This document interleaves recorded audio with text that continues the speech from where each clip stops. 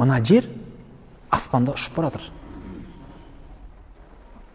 Секундына 29-30 километр жылдамдықпен. 1 минутта 1800 километр жылдамдықпен кетіп баратыр. Сағатында айтпай қояйық. Ал біз машинаны 120-мен кетіп баратыр деген кезде сағатын айтамыз. 120 километр сағатына деп.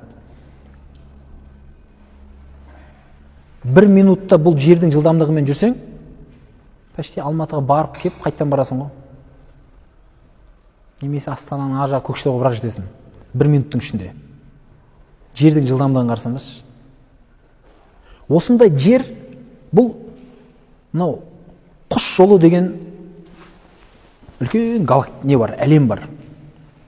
Жұлдыздардың, галактикалардың, планеталардың шоғырланған құс жолы деп айтады. Осы құс жолында балалар 200 миллиард планета бар. Метеорит бар, жұлдыз бар дегендей. 200 миллиард. Бір құс жолының ішінде. 200 миллиард. Соның біреуі жер. Түсіндіңіздер ме? Осындай құс жолынан, яғни жаңағы нелердің жиынтығы болып тұр ғой. 200 миллиардтың жиынтығы құс жолы деп аталады. Осындай құс жолынан бірнешеу бар ғой. Көп, өте көп. Өте көп. Сондай құс жолынан бірнешеу бар. Біз бір құс жолының ішіндегі 200 миллиардтың біреуінің ішінде отырмыз. Жердің үстінде. Жер Қазақстан, оңтүстік, Түркістан, оның ішіндегі кішкентай бір ауылдың, мешіттің бір бұрышында осы жерде отырмыз.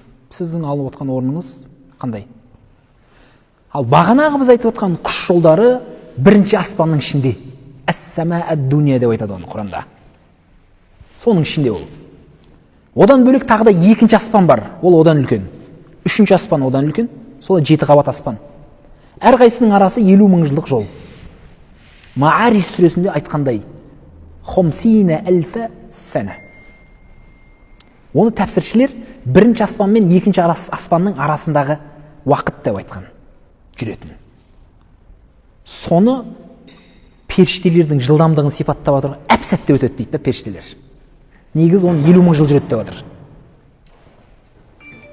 Енді қараңыздар.